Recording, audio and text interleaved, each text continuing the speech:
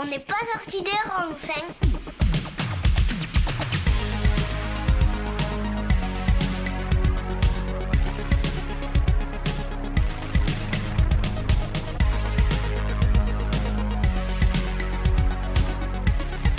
galère. Salut à tous, bienvenue sur Radio Alliance Plus et Rage pour un nouvel épisode dont n'est pas sorti des ronces. Aujourd'hui, nous allons parler écolieu. Qu'est-ce que c'est un écolieu ? Le site Wikipédia nous parle d'un lieu ayant une perspective d'autosuffisance reposant sur 3 axes. Un modèle économique alternatif, une place prépondérante accordée à l'écologie et une vie communautaire active.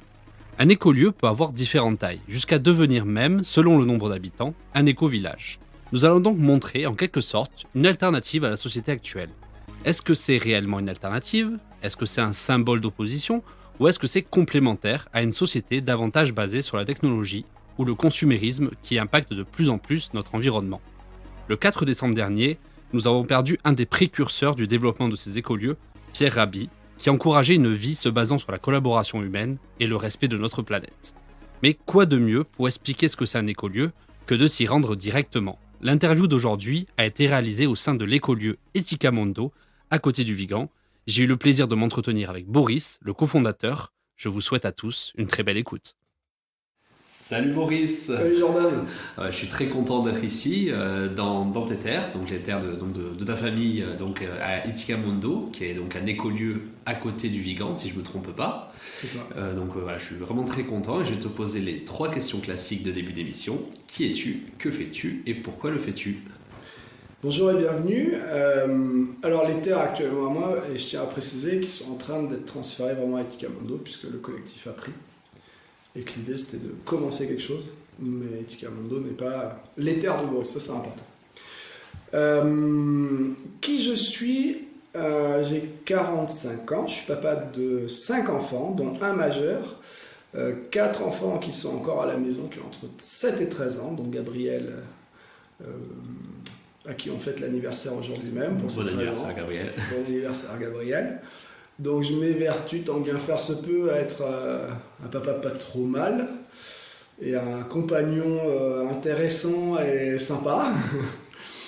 Et en dehors de la dimension familiale, je m'implique à 100% sur l'enjeu écologique avec Ethicamondo.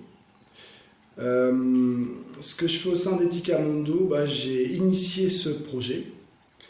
Et aujourd'hui, on va dire que j'en amène la vision et le rôle que je m'attribue et que les copains m'attribuent, c'est celui de, en équipe, trouver notre intégrité et la vivre au quotidien et transmettre autant que je peux tout ce que j'ai pu apprendre, que ce soit de manière très pratique avec les mains ou que ce soit plus conceptuel, en essayant aussi de transmettre la méthodologie qui m'aide à apprendre. Parce que c'est bien d'apprendre à faire quelque chose, c'est encore mieux quand on apprend aux autres à apprendre à faire les choses. Voilà où j'en suis, et peut-être avec la particularité, ce dont auront peut-être moins l'habitude tes auditeurs, c'est que par rapport à la notion de travail, de salaire ou d'entrepreneuriat et de versement, quand ce que l'on fait ou ce que je fais est aligné avec ce processus, tant mieux, c'est chouette. Mais je suis prêt et c'est un peu le cas en ce moment, à ne plus avoir de salaire au regard de l'urgence écologique, non pas du fait que des ayatollahs nous appelleraient à, mais bien parce que là, quand même, il y a un consensus scientifique, et quand on prend autant de décisions politiques sur un consensus scientifique médical, il me semble qu'il est plus qu'important qu'on prenne aussi des mesures sur le consensus scientifique écologique. Et faute d'action, au moins à mon niveau. Donc c'est quoi on va dire, le système économique de ton collectif ? Comment ça fonctionne, on va dire, pour que ça soit à la fois que tu puisses tout simplement en vivre, tout simplement ?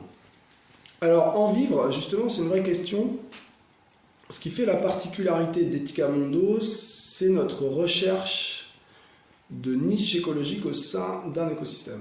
La niche écologique, c'est un concept tiré de la science de l'écologie, qui est la place occupée par une espèce au sein d'un écosystème. Donc l'espèce a un ensemble d'interrelations avec son écosystème. D'ailleurs, c'est ça la science de l'écologie. L'écologie étudie les interrelations entre les êtres vivants et leur environnement parce que les interrelations sont les conditions d'existence.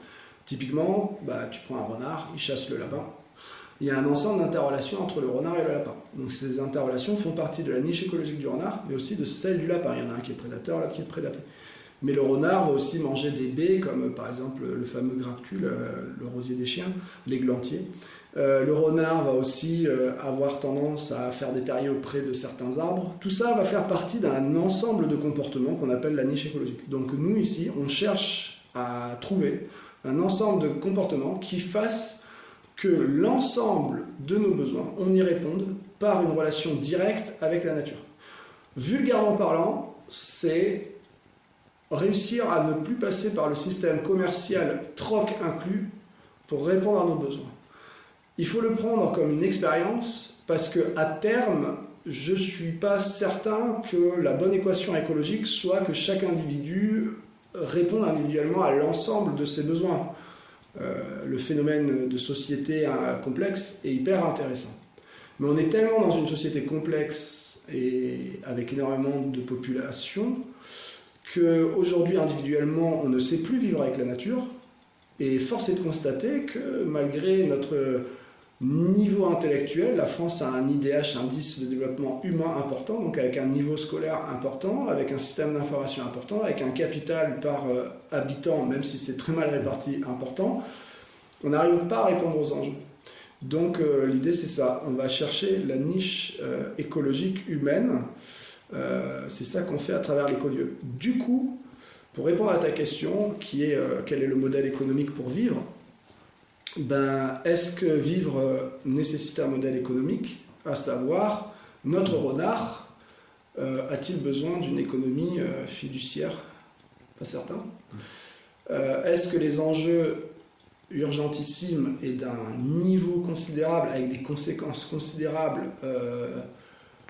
ne peut pas poser l'hypothèse de révoquer un système argent? Je ne sais pas. Je n'ai pas la réponse à ça. Mais en tout cas, nous, on s'interdit de mettre à la poubelle toute utopie. Donc, en fait, pour vivre, on apprend déjà à produire un maximum d'alimentation et à trouver par nous-mêmes un maximum d'alimentation dans la nature. Ce qui fait que, comme une entreprise, si tu veux enrichir une entreprise, soit tu fais du chiffre d'affaires, soit tu exploses tes charges. Et on va dire que nous, on explose nos charges. En produisant à manger, le temps qu'on passe de manière non économique, eh bien, on réduit nos besoins d'économie pour investir dans des consommables. Après, il faut quand même de l'argent, ne serait-ce que pour le moment acheter de l'outillage, parce qu'on n'est pas assez compétent pour... on n'est pas assez compétent et on manque de temps pour faire 100 tronçonneuses, par exemple. Du coup, il nous faut acheter une tronçonneuse. On a aussi envie de payer des cotisations, pas pour le plaisir de payer, mais parce qu'on a envie, malgré cette volonté de dire on fait un pas de côté de la société, on ne veut pas s'en détacher. On aime la société des hommes et des femmes, on a envie de la marier avec la société des écosystèmes, mais on a envie d'aller avec, quitte à des fois se détacher un peu. Donc du coup, notre modèle économique, c'est des stages. On accueille beaucoup de stagiaires pendant l'été. En 3 étés, on a accueilli un peu plus de 500 stagiaires, où on initie les gens à la science de l'écologie. Donc, qu'est-ce que les concepts principaux en sciences de l'écologie? On part en forêt, on leur montre comment on transforme le conceptuel en analyse d'un écosystème pour identifier la place potentielle de l'humain au regard des enjeux. Et donc, nous, après, donc ça, c'est la démarche scientifique, et après, on assume notre parti pris en disant, voilà, Ethica Mundo, on pense que cette équation est pas trop mal, et du coup, on transforme, là c'est plus de la croyance, nous on croit au principe d'écolieu, c'est-à-dire de partir de la nature et vivre de cette manière. Peut-être que c'est pas la bonne solution, mais en tout cas elle nous semble juste, et du coup on initie à comment cultiver, comment faire des murs en pierre sèche, comment travailler le bois, comment rénover des maisons. Là tu me fais une parfaite transition, parce que j'ai pu voir donc, sur ton site internet que souvent un peu les piliers un peu de Ethica Mundo en termes de pratique, je voyais la permaculture ou par exemple la low-tech. Est-ce que tu peux m'expliquer un peu ce que c'est ces termes? Alors le langage en introduction reste des codes conventionnels pour se comprendre. Donc on a appris à utiliser des mots qui ne sont pas forcément les mots que l'on souhaiterait, mais qui nous permettent de mettre des petits repères en disant ici c'est tel état d'esprit Coucou, pour qui est intéressé par tel état d'esprit. Et une fois sur place, les gens peuvent ou déconstruire ou construire des avis. En tout cas, comprendre le nôtre et du coup se positionner là-dessus. Mais je vais répondre du coup de manière subjective à ta demande, c'est-à-dire avec la définition que nous on développe de ces concepts. Puis ça peut prêter à débat. La permaculture, la grande idée de fond, c'est de prendre soin de la nature, des humains et entre humains. C'est comme technique une approche design d'un territoire, et la base en permaculture, c'est d'avoir 5 cercles à partir de ton habitat, et tu vois quels sont tes besoins les plus quotidiens pour les organiser autour de ton habitat immédiat, et quels sont les besoins qui sont les moins fréquents, et tu les mets un peu plus loin. Grosso modo, tu vas faire ton petit potager où il y a tes plantes qui nécessitent le plus de soins proche de la maison, et ton champ de céréales où tu vas y aller 2 fois dans l'année, pour caricaturer, un peu plus loin. Pour faire grossier, parce qu'après intervient l'ensoleillement, etc. Ça, c'est la permaculture. Nous, ce qu'on retient de ça, c'est en effet ces schémas, mais c'est cette idée de culture de la permanence. Et là, je t'ai fait une introduction un peu agronomique de la permaculture. L'idée, c'est même, tu vois, par exemple, on restaure ce petit mas sélénol, où tu nous interviews, et merci de venir jusque-là. On va essayer d'être dans ce même processus, de se dire quels sont les matériaux qu'on va utiliser pour avoir la meilleure performance possible grâce au progrès des sciences de l'ingénieur. Aujourd'hui, on connaît la thermie, on connaît les principes de luminosité, etc. On connaît beaucoup mieux la gestion hygrométrique des bâtiments. Et on sait que les masses sélénales étaient très adaptées à une vie paysanne, ce qui nous plaît, puisque qui dit vie paysanne dit une capacité de stockage. Par exemple, on a un cellier dans lequel on peut mettre des légumes, et c'est beaucoup mieux qu'un frigo. On n'a pas de frigo ici. Enfin, t'en verras un, parce que quand on a les groupes, par obligation réglementaire, ils nous en font un. Mais nous, on s'en sert pas pour notre propre besoin. Donc ce mas, c'est intéressant parce que, outre son côté patrimonial et esthétique, de manière très utile, il nous apprend à voir comment des gens se sont déjà adaptés à la nature, avec des défauts, mais ça fonctionnait. Mais ça fonctionnait. Par contre, il y avait une moins bonne connaissance thermique, il n'y avait pas les mêmes progrès dans le bâtiment, et du coup, nous, on va essayer d'amener ces progrès, mais avec des matériaux, si possible, issus directement des écosystèmes immédiats. Pourquoi ? Parce que, du coup, on va couper des arbres, et de voir que ce soit nous qui coupons les arbres, on voit tout de suite l'impact sur l'environnement. C'est pas comme quand tu délègues à une industrie ou à un artisan un service il peut être labellisé. Tu sais que tu peux lui faire confiance, mais tu vois pas directement l'impact. Un peu le débat autour de la viande. Mange de la viande ou pas, mais sois responsable. Quand tu vois la chose, tu peux défendre. Typiquement, ça fera débat certainement auprès des auditeurs, mais nous, on peut manger de la viande dans certaines conditions. Notamment celles qu'on va nous-mêmes chasser parce qu'on le voit, on en est responsable. Et on sait à quel moment ça peut être bien fait, mal fait, en tout cas de notre manière subjective. Et c'est en contact direct, visuel à la fois. C'est ça. Et du coup, c'est là où en fait restent les indicateurs maintenant. Dans notre objectif d'écolieu, donc de vie écologique, il faut mettre des indicateurs. Sinon, comment dirais-je, au quotidien, entre le côté pragmatique, scientifique, et puis ton interprétation de la science, il y a la réalité, enfin il y a la science et la croyance. Il faut arrêter de dire que tout scientifique est purement scientifique. On a tous des croyances. Voilà, la science est tellement absolue, on connaît tellement peu l'univers de l'infiniment grand à l'infiniment petit, qu'il faut raison garder. Du coup, pour éviter de basculer totalement dans la croyance, il faut des indicateurs. Quels sont les indicateurs en écologie ? C'est la biodiversité et la biomasse. À partir de là, l'idée, c'est pas de dire « Oh, c'est mal de couper un arbre ». L'idée, c'est de se dire « Tiens, avant, il y avait peut-être des ours qui venaient se gratter, qui faisaient tomber l'arbre. Il y avait peut-être des castors qui... » L'arbre, dans l'absolu, a toujours été en interrelation avec son écosystème. Et on n'a pas que des forêts. Quand il y avait des gros diplodocus qui marchaient au milieu de la forêt, ça, d'accord, quand il y a des troupeaux de bisons. Donc, si l'humain coupe quelques arbres, est-ce grave ? Oui, s'il fait péricliter la biodiversité. S'il fait péricliter la biomasse. Non, si en coupant tel arbre, ça stimule une prairie qui va créer de la biomasse et qui va faire en fait que finalement l'action humaine réamène la biodiversité et la biomasse. Là où on est croyant, entre guillemets, c'est qu'on pense que si on a une bonne connaissance du vivant, à savoir les écosystèmes, et qu'on a une bonne technicité pour répondre aux besoins humains, donc potager, alimentation, eau, habillement, etc., on doit pouvoir, en toute logique, faire que l'humain redevient bénéfique pour la biodiversité et la biomasse. Ça, c'est le gros pari d'Etica Mondo. L'humain n'est pas par définition anti-biodiversité, anti-biomasse, anti-climat. Sur le principe que quand tu as des loups qui reviennent dans le parc national de Yellowstone, c'est un grand prédateur, le loup. Tu veux critiquer les chasseurs, mais critique le loup. C'est un super chasseur, le loup, c'est un super prédateur. Donc pourquoi une espèce animale qui ne fait que chasser, qui est carnassière stricte, favorise la biodiversité? Mais parce qu'il y a une régulation d'espèces. Je ne rentre pas dans les débats de régulation des chasseurs français selon la situation écologique française. Je ne rentre pas dans ce débat-là. Mais le principe, si on a même les prédateurs dans la nature qui favorisent la biodiversité, c'est-à-dire que l'homme omnivore ou même herbivore, enfin végétarien, doit pouvoir retrouver des niches écologiques, donc une relation directe avec la nature bénéfique à la biodiversité, à la biomasse. Voilà, c'est ça qu'on cherche, c'est ça qui fait notre modèle aujourd'hui avec les stages, c'est ça qui nous sommes, voilà, pour répondre à tes questions. J'ai pu voir également que vous...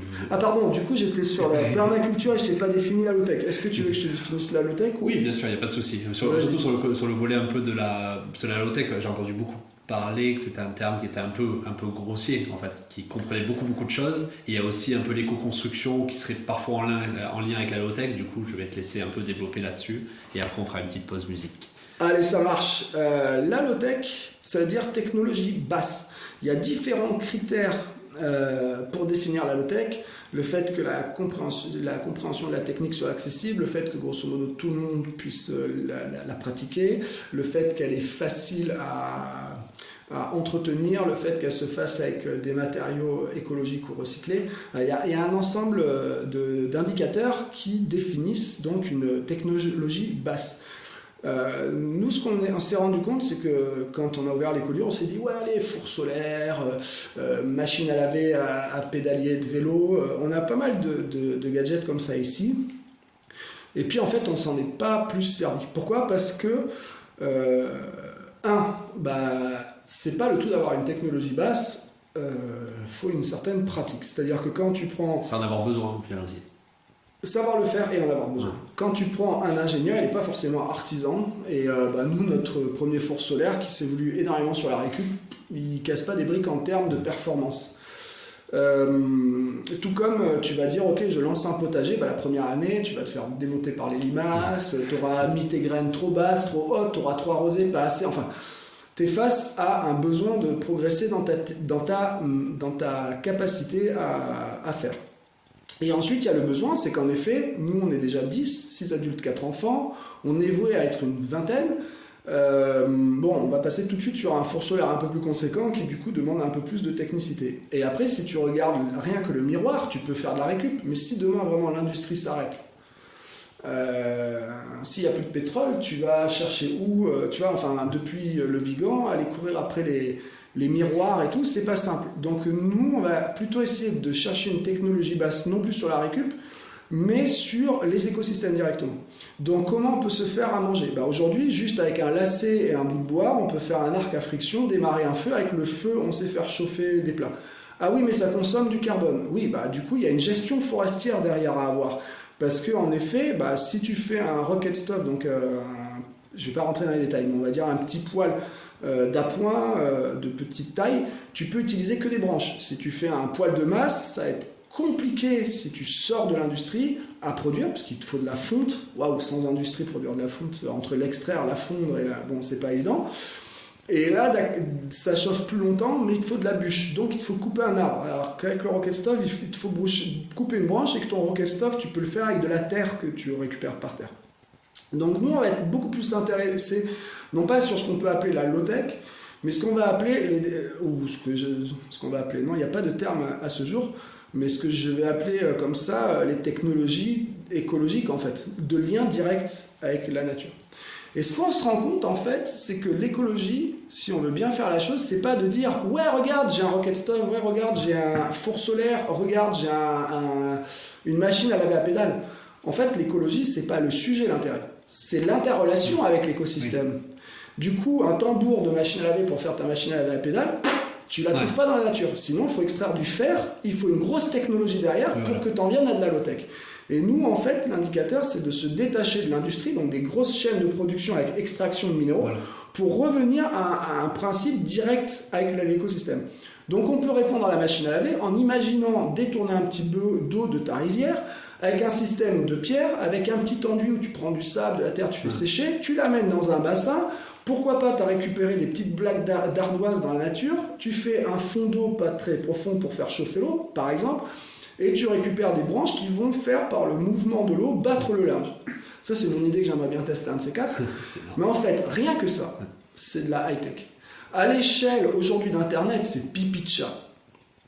Quand Google fait un moteur de recherche, quand Dell fait des ordinateurs, on est sur de la low-tech. Mais à mon niveau, c'est high-tech, c'est haute technologie, parce qu'il faut que je comprenne le courant de la rivière, il faut que je crée la mécanique, récupérer les bouts de bois, et le linge, comment on le fabrique. Et en fait, tu te rends compte que finalement, si tu vas jusqu'au boutisme de ta technologie, un truc qui est efficace et qui est cohérent demande de la technologie. Et le dernier point, c'est qu'on se rend compte que nous, au niveau de l'écolieu, on n'a pas envie à terme d'être juste avec 3 bouts de ficelle. On a envie à terme de vivre confortablement, de se faire plaisir, d'être sorti du risque climatique, enfin de la claque climatique qu'on va prendre par définition, mais qu'on la prenne avec le plus de confort possible. Du coup, en fait, la question me semble non plus importante, est-ce que c'est high ou low. La distinction qu'on va faire pour nous chez Etika Mondo de la définition de la high-tech, c'est low-tech, c'est simple, high-tech, c'est complexe. Low-tech, c'est individuel, mais est-ce que ça existe? High-tech, c'est sociétal. Et du coup, nous, on n'est pas anti-high-tech. On est quelle orientation on donne à la science et à la technologie. Les pyramides de Gizeh sont de la technologie. L'arc à friction, c'est de la technologie. Un satellite est de la technologie. Quelle est la technologie que l'on souhaite? Et si demain, on bascule d'une civilisation moderne à une civilisation de l'écologie, comme on a basculé d'une civilisation médiévale à une civilisation moderne, comme on a basculé d'une civilisation antique à une civilisation médiévale, donc si demain c'est une civilisation de l'écologie, à partir du moment où il n'y a pas une histoire de domination, de brevets, etc., finalement, à quoi bon définir la low et la high-tech? Si la high-tech veut dire qu'on est nombreux autour d'une conception commune de la science et de la techno, et que cette techno soit bien en accord avec le fondement des écosystèmes, vive la high-tech. Mais voilà la définition que j'en fais et le parti pris du coup. Bon, merci beaucoup Boris pour cette première partie. On va se laisser le temps d'une petite pause musique et on se retrouve dans quelques minutes. Allez, à tout de suite. À tout de suite.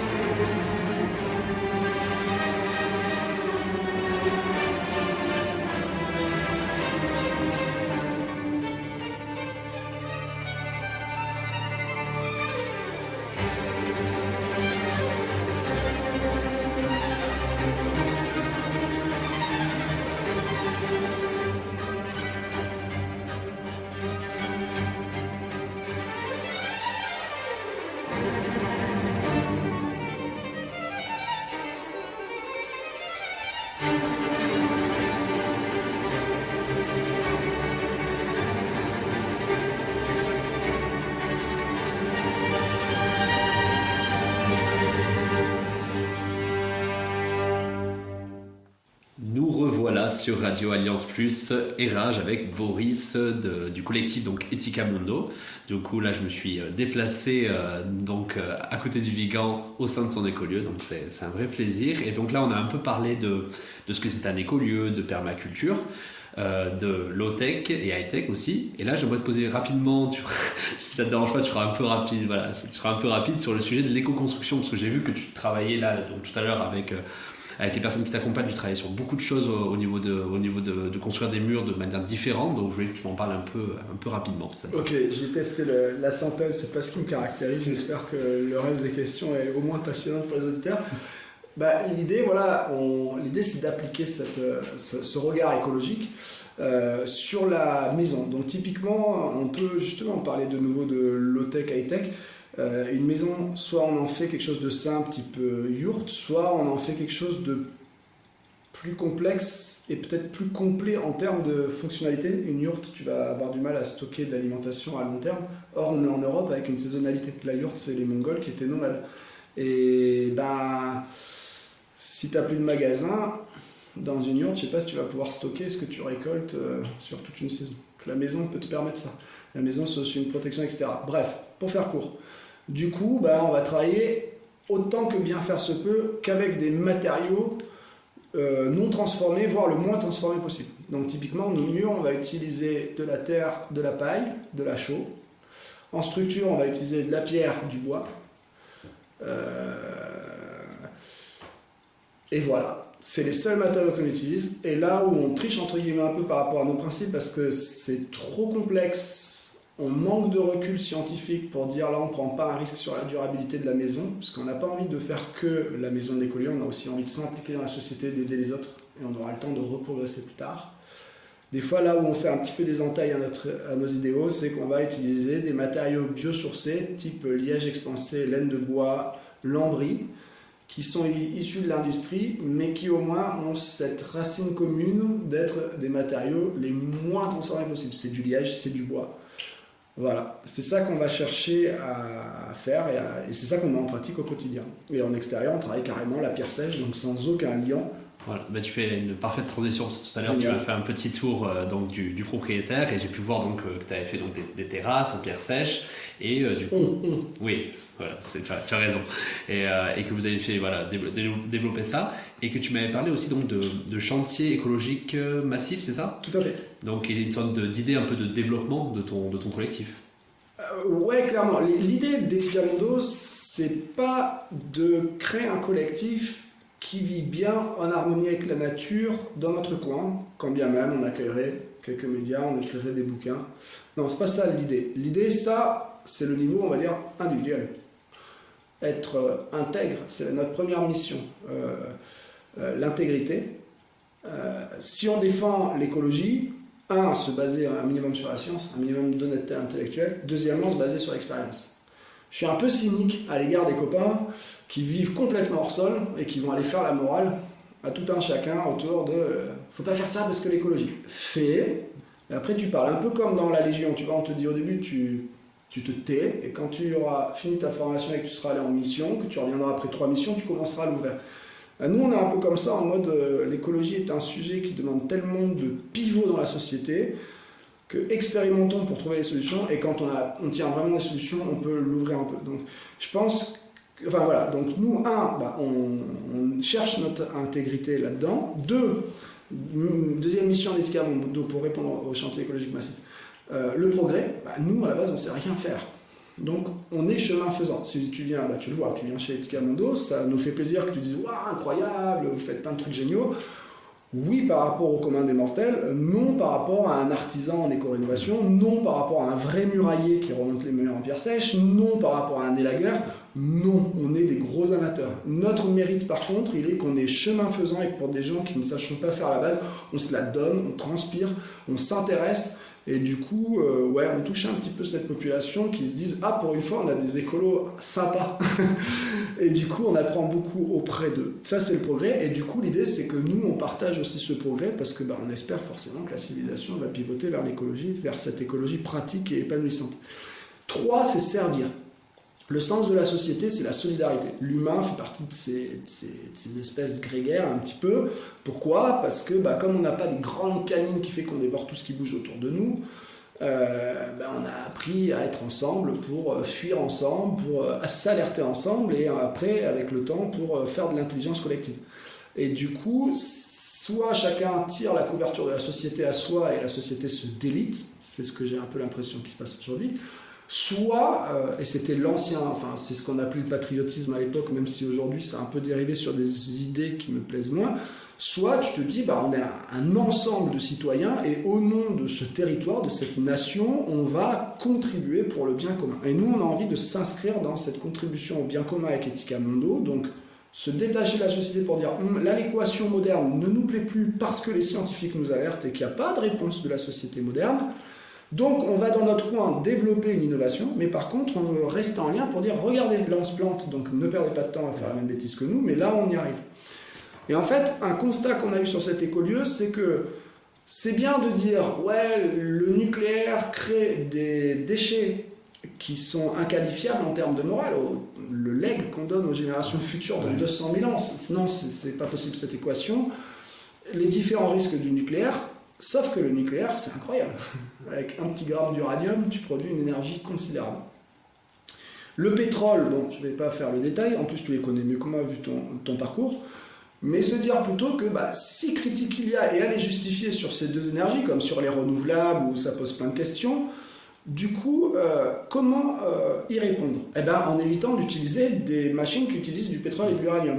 Qu'est-ce qui nous reste comme solution ? À ce jour, on n'a pas grand-chose. On peut trouver des low-tech, trouvons-les. Pour le moment, elles ne sont pas là. Hein. Nous, on en parle beaucoup des low-tech, mais on n'en voit pas beaucoup des outils qui nous aident concrètement au quotidien sur l'écolieu à répondre à ces besoins. En fait, la meilleure des réponses, c'est les bras. Ouais, tu veux faire un mur en pierre sèche, tu lèves tes cailloux avec la force des bras parce que chaque espace fait que soit tu viens avec un bulldozer et tu vas vite, mais dans ces cas-là, c'est plus une nature biodiversifiée, soit tu es obligé de marcher comme sur des œufs et ça prend du temps. Donc la réponse, en fait, pour accélérer la transition écologique selon notre modeste regard, c'est de rassembler un maximum de gens. La réponse au tracteur, c'est l'ouvrier agricole. Et c'est la réponse au capitalisme et donc à cette vision du 19e de l'ouvrier qui sert le possédant, c'est de dire c'est les collectifs citoyens. C'est pour ça que nous on se reconnaît dans le terme de collectif. Donc du coup, pour accélérer la transition écologique, il faut des pionniers qui vont chercher des techniques et puis après il faut qu'il y ait un mouvement de masse autour de ces techniques. Donc nous, l'idée, c'est de créer des chantiers écologiques massifs, donc des chantiers au service du lien humain-nature, de manière massive, pour accélérer la transition et aussi pour faire goûter tout un chacun le fait que oui, transpirer c'est dur, c'est désagréable quand t'es pas prêt, mais quand tu as une certaine condition physique, ça devient un plaisir comme faire du sport. C'est montrer aussi que t'es handicapé, tu peux pas être dans un développement physique, t'es pas exclu. Dans le monde du sport, il y a des Jeux Olympiques pour personnes handicapées, et dans le monde associatif, on retrouve plein de gens en fauteuil roulant qui vont gérer l'organisation, la logistique, la communication. Ici aussi c'est possible. Et en fait, c'est montrer comment on peut faire masse avec nos différences, avec nos freins autour de cette utopie écologique, et combien c'est nécessaire. Et du coup, c'est chouette parce qu'on a fait des mini-chantiers écologiques massifs à quelques dizaines de personnes pour aider des fermes en difficulté après des inondations. Et là, on a testé un peu plus à grande échelle, malheureusement, on lançait la com en plein Covid, bon, ça arrive. C'est les aléas de l'actualité. Et du coup, on a fait un SEM à peu près 70 personnes en juin. Ici sur place, parce que comme c'était la première fois, on était quand même un peu conséquent. Si on se plantait, au moins c'était chez nous. Et puis ça nous a aidé à installer la base. Et du coup, on a gagné 3 ans d'avancée sur nos travaux, en une semaine. Donc du coup, l'idée, c'est de passer à 100, à 500, voire à 2000. Et l'idée des SEM, ça serait génial d'arriver à ce que le dimanche, tu vas voir le match de foot. Et peut-être que le samedi après-midi, tu vas faire un SEM, que ça devienne une culture de l'événement. Alors malheureusement, ça tombe au moment du Covid, mais les scientifiques s'accordent à dire qu'en extérieur, sauf si on est collé aux uns aux autres, il n'y a pas de risque, ou très peu. Donc les SEM ne sont pas incompatibles avec la crise de santé qu'on traverse. Du coup, c'est une très belle idée. Et là, j'aimerais savoir, quand on développe un projet comme ça, de cette envergure, c'est quoi les obstacles ? Est-ce qu'ils vont être bien sûr techniques, je présume, mais aussi politiques, non ? Il y a tellement des obstacles. À tous les niveaux, il y a des obstacles et des leviers. Je dirais que le premier obstacle, il va être je vais passer très bref, il va être dans ta tête. Tout ce qui est croyances limitantes, etc. Le deuxième obstacle, donc te dire j'en suis pas capable, ou c'est pas possible, ou si les autres l'ont pas fait, c'est pas mal de le faire, etc. Deuxième obstacle, ça va être la pression sociale, notamment en premier lieu la famille, selon la famille dans laquelle tu évolues. Et la pression sociale n'est pas négligeable aussi, dans le sens où tu me demandais le modèle économique d'Etica Mondo. Je t'ai répondu le fait que moi, mais même l'ensemble de l'équipe est prête à prendre des risques par rapport à ce qu'on pourrait appeler vulgairement notre carrière. C'est un obstacle moral aussi, des fois pas trop t'éterniser sur et tu fais quoi en ce moment, parce que c'est tout de suite vu comme tu pèses à la société, alors qu'en fait nous on se sent comme des soldats envoyés. Alors attention, toute comparaison distancielle, parce qu'on n'a pas le même mode de vie entre les gens qui sont envoyés au front et nous, mais ceci dit, tu vois, on a ce ressenti peut-être plus comme des pompiers où tu prends quand même des gros risques, pas au quotidien au milieu des flammes, mais en tout cas au niveau de la vie, quoi. Si nous on se plante, on lègue pas grand chose matériellement à nos enfants. Bon, à l'inverse, si on réussit, c'est un peu la porte de sortie. Donc ça, je pense que c'est des gros freins qu'il ne faut pas négliger. Parce que après, tous les autres freins, si t'es pas bête, tu peux trouver des compétences autour de toi. Si la compétence que tu n'as pas, tu la trouveras ailleurs. Donc je pense que les plus gros freins, ils sont dans la tête et dans la pression sociale. Après, pour faire bref, sur un écolieu, souvent, c'est l'accès au foncier. Voilà. Et ensuite, dans le foncier, nous, un des gros freins, c'est...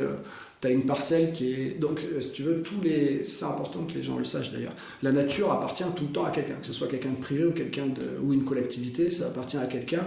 Et on peut critiquer ça a des avantages, des inconvénients, mais c'est comme ça en tout cas, depuis... Enfin bref, on ne va pas rentrer dans les détails. Du coup, le problème, c'est que des fois, toi, tu vas arriver avec un chouette projet, ou pas. Bon, on va partir de l'hypothèse que ton projet est super bien. Il ne va pas être adapté forcément à la nomenclature des parcelles, ce qu'on appelle le plan d'occupation des sols, POS, ou le plan local d'urbanisme, PLU. Alors de nouveau, on peut dire, ouais, de quel droit, il y a des PLU, moi je peux faire ce que je veux. Bah oui, mais c'est parce qu'il y a une réflexion un peu plus globale à l'échelle de ton territoire, et que, bon an, mal an, les bureaux d'études et les collectivités, avec, normalement, quand c'est bien fait, partie des citoyens, on trouvait que cette équation était la plus logique. Avec des PLU, je le dis pour les auditeurs, avec des zones agricoles, des zones naturelles, des zones à urbaniser. Tout est réfléchi à la fois par les élus et parfois aussi avec les citoyens, avec les habitants. Voilà, donc malchance si tu tombes au mauvais endroit, mais c'est là où c'est chouette quand même, c'est que la loi est pas trop mal foutue en général, et tu as quelques interstices qui sont assumés pour justement aider à arrondir les angles, parce qu'ils savent bien... que ce soit dans les services des préfectures ou chez les élus, que tu essaies de bien faire les choses en macro, à l'échelle d'une commune, voire maintenant d'une communauté de communes ou d'une agglomération, et que au détail, des fois, il faut arrondir les angles. Donc nous, c'est un gros frein. Après, un autre gros frein que beaucoup d'autres écoliers rencontrent, et que nous, pour le moment, ça se passe plutôt très bien, c'est le rapport avec le voisinage, avec les élus, etc. De toute façon, tu me fais une transition un peu parfaite. Et tant mieux. Si ça te va, je vais te faire commenter une petite vidéo sur des désobéissances fertiles, qui est un collectif qui lance aussi des écolieux. Bonjour, bonjour Jonathan et bonjour Caroline, qu'on les connaît bien. Du coup, on écoute le petit extrait et on se retrouve juste après. Allez. Vous défendrez ce qu'on appelle ce que vous avez appelé la désobéissance fertile, voilà, en référence à la désobéissance civile. Ça veut dire que vous êtes un peu hors la loi, vous habitez sur un terrain qui n'est pas constructible. Comment ça se... Vous êtes plusieurs, en Corrèze, vous êtes une dizaine, c'est ça? C'est une sorte de petite communauté, mais vous êtes hors la loi. En fait, dans la vie, il y a toujours des lois universelles et des lois institutionnelles. Nous, les lois universelles, elles disent « respectons le vivant ». Les lois institutionnelles disent « vivons de cette façon-là, quelles qu'en soient les conséquences ». Donc on fait le choix aujourd'hui de nous référer à ces lois universelles, de respecter les êtres vivants et tous les écosystèmes qui nous environnent. Effectivement, ça ne concorde pas avec la loi institutionnelle. Mais notre message à travers la désobéissance fertile, il est de dire « n'attendons pas que les lois changent pour agir ». Aujourd'hui, la situation, elle est tellement critique, tellement importante, parce que juste pour recontextualiser, on peut faire face à une 6e extinction de masse qu'on a nous-mêmes provoquée, c'est-à-dire une espèce d'autodestruction. Et donc, on est obligé d'avoir une solution qui soit à la hauteur de l'enjeu. Et je ne veux pas alarmer quiconque, mais simplement dire on n'a pas le temps d'attendre que les institutions bougent à notre place. Parce que souvent, elles ont même été complices de ces destructions, en subventionnant une agriculture mortifère, en subventionnant tout genre de choses. Je ne veux pas m'en prendre à quiconque, je ne veux pas jeter la pierre, mais simplement, je ne veux pas qu'on nous impose aujourd'hui ces problèmes qui ont été faits, et ce que je veux dire, ces dysfonctionnements, tout en nous empêchant de ne pas agir. Nous revoilà avec, donc après cet extrait donc, de l'émission Ensemble c'est mieux sur FR3. Donc qu'est-ce que tu penses de ce que dit donc, Jonathan donc, de désobéissance fertile ? Je pense qu'il a raison sur le fond, et à la limite on peut juste titiller sur la forme, bien que voilà, ça se discute. Pourquoi il a raison ? Parce que c'est bien beau de faire l'air effarouché, vous désobéissez, vous allez occuper du terrain. Bon, aujourd'hui on en est donc à la 3e vaccination, les tests n'ont pas été finis. Donc on est sous une forme d'illégalité, sauf qu'au nom du bien commun, on applique une vaccination avec aujourd'hui un pass vaccinal. Ça peut se débattre, ça peut se comprendre.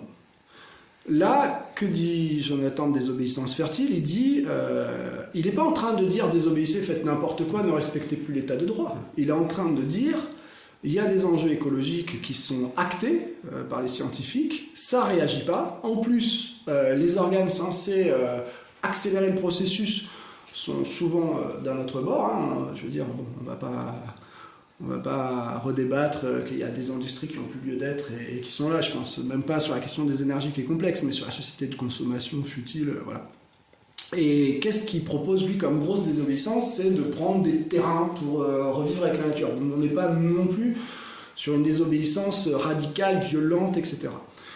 Ce qui est intéressant aussi de voir, c'est que dans les écoles de commerce, c'est ce qu'on nous apprend. Quand Airbnb investit un marché comme celui de la France, c'est un marché réglementé. Quand Uber investit un marché comme celui de la France, c'est un marché réglementé. Il y a une désobéissance qui n'est pas fertile, celle-là, elle est capitaliste. Et il faut que les taxis se mettent en colère pour faire valoir leur licence.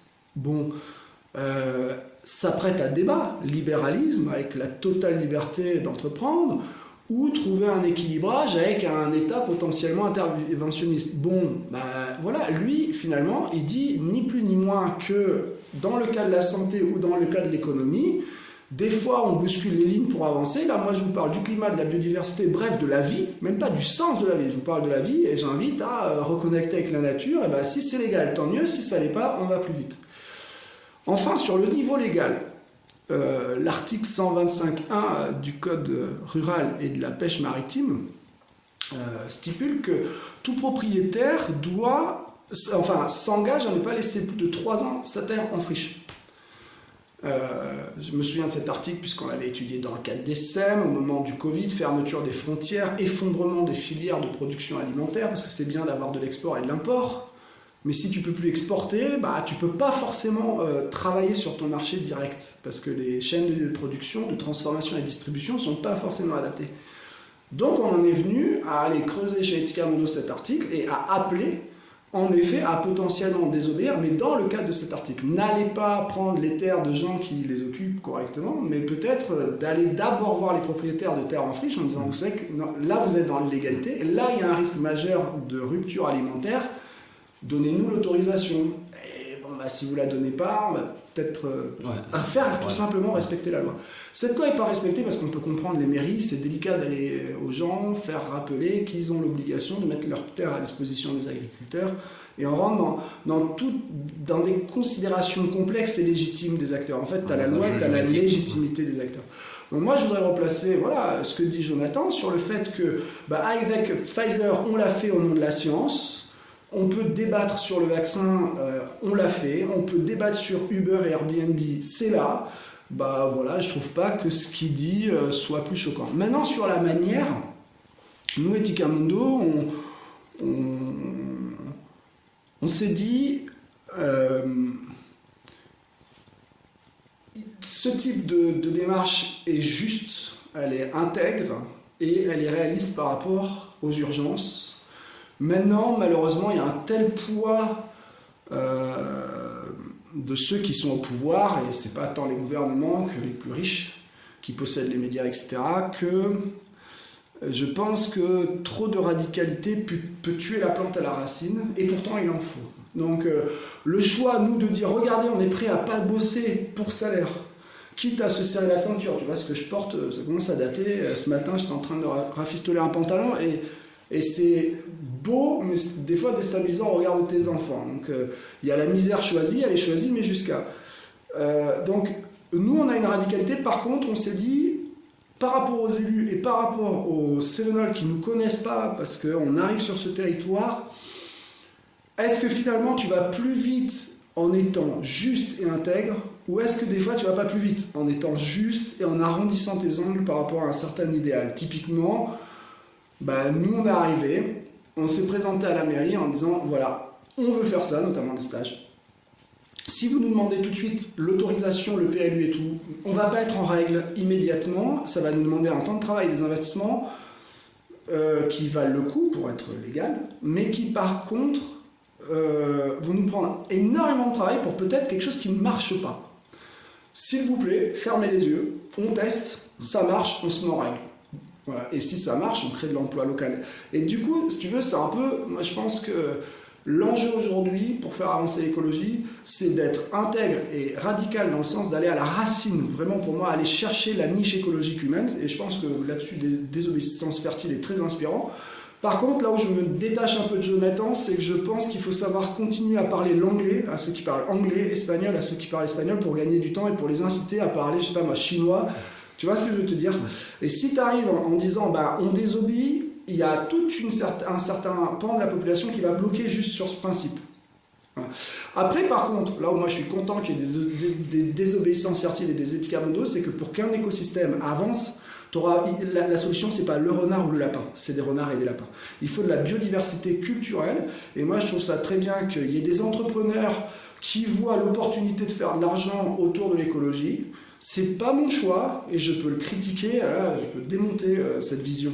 Je peux critiquer Désobéissance fertile en disant oh là là, mais ils vont se bloquer tout un pan de la population. Mais comme nous, Éthica Mondo aussi, on peut nous critiquer, et en fait, critiquons-nous, discutons, débattons, c'est le sens propre de la démocratie et de la société. Mais moi, là où je trouve ça bien, c'est que plus on a de solutions écologiques, plus on fait avancer le débat, et normalement, plus on transforme la société. Donc je suis très content qu'il y ait cette démarche. Avant de faire une seconde petite pause musique, ça serait quoi ton message pour quelqu'un qui aimerait par exemple développer son écolieu, qui aimerait faire un peu ce que tu fais, se lancer?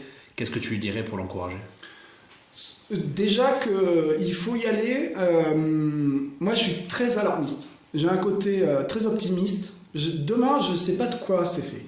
Donc les pronostics des scientifiques sur le dérèglement climatique, on part sur un réchauffement. Il y a des théories qui disent oui, mais de réchauffer, ça va provoquer une fonte des glaciers qui vont arrêter le Gulf Stream et le principe là, de microclimat, et qui va faire qu'on va se peler en Europe.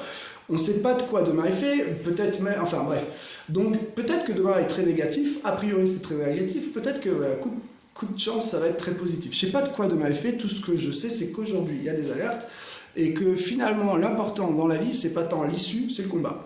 C'est-à-dire que, et si nous étions la dernière génération? Et si nous n'étions pas la dernière génération? Dans les deux cas, on va mourir. Donc l'important, c'est pas tant de se dire est-ce que je suis la dernière génération ou je vais mourir vite, il faut que je vive le plus longtemps possible. L'important, c'est de se dire finalement qu'est-ce que je veux faire de ma vie. Et bon, j'ai 45 ans, peut-être que si tu m'interviews dans 20 ans, je dirais le contraire. Mais moi, j'ai envie de faire de ma vie quelque chose qui m'anime et quelque chose qui fasse du bien aux autres. Et c'est ça qui m'anime. Et du coup, j'ai envie de dire aux gens qui veulent faire un écolieu, ne te freine pas. Vas-y, en face on a le climat, donc on est peut-être la dernière génération, donc perds pas de temps, c'est peut-être ton dernier moment de vie, saisis-le, et si c'est pas le cas, waouh, quelle vie extraordinaire que de jouer les cartes de l'histoire. Et si je devais vite donner un conseil, c'est par contre, ne saute pas sans parachute, ne saute pas avec un parachute pour la première fois de ta vie tout seul, renseigne-toi sur les écolieux et va d'abord t'imprégner d'expériences existantes quitte à ce que tu fasses quelque chose de complètement différemment, mais on gagne du temps en apprenant auprès des autres. Merci beaucoup, Boris. On se Avec retrouve plaisir. dans quelques minutes pour les questions plus personnelles. Allez, ça marche. À de suite.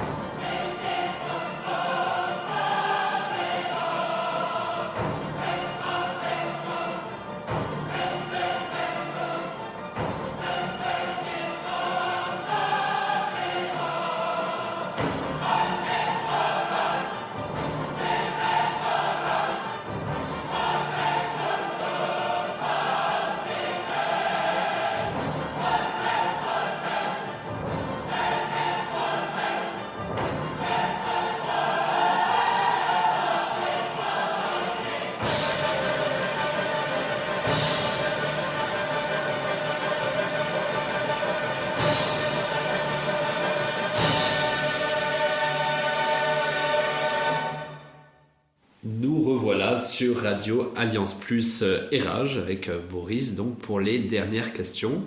Habituellement, je pose la question sur les habitudes écolo des invités, mais là, je pense que celle-là, ta vie est une habitude écologique, donc je pense que celle-là, on va la sauter et on va prioriser les autres si tu es d'accord.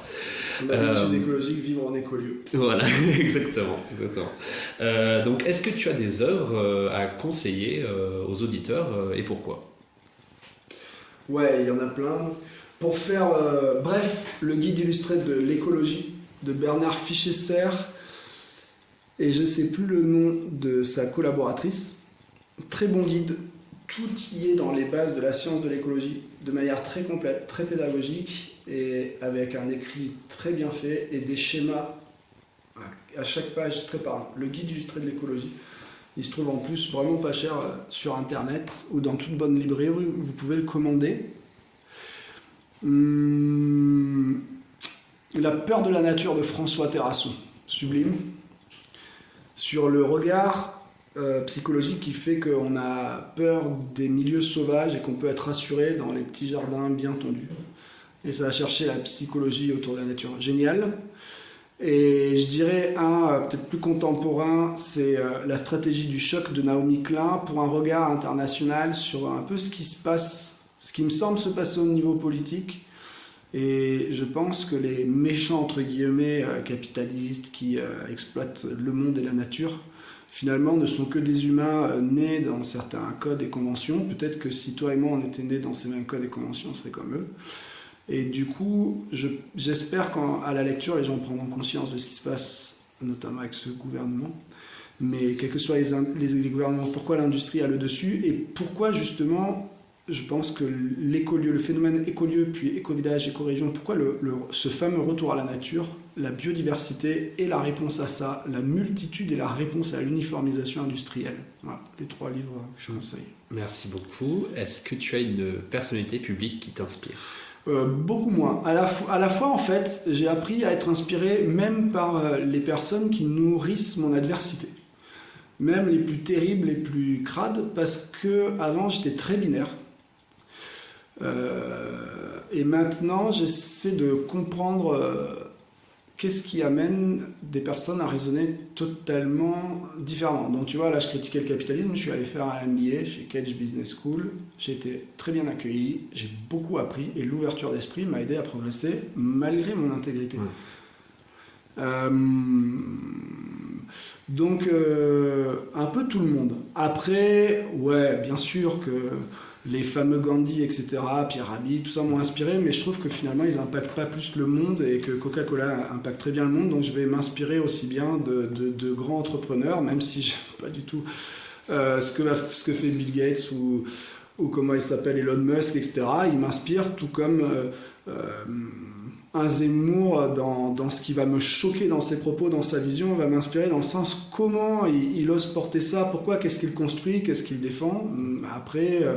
j'ai beaucoup aimé José Bové, voilà, un mec qui vient de parents de l'INRA et qui fait paysan, qui se rebelle. Voilà. Soyons dans la diversité tout en gardant notre champ de ligne. Donc là, j'ai pas envie de concentrer sur quelqu'un en particulier. Ok. Sur quels médias tu t'informes en général ? Alors, je m'informe beaucoup par des lectures, des podcasts, des reportages, de manière potentiellement intemporelle et anachronique.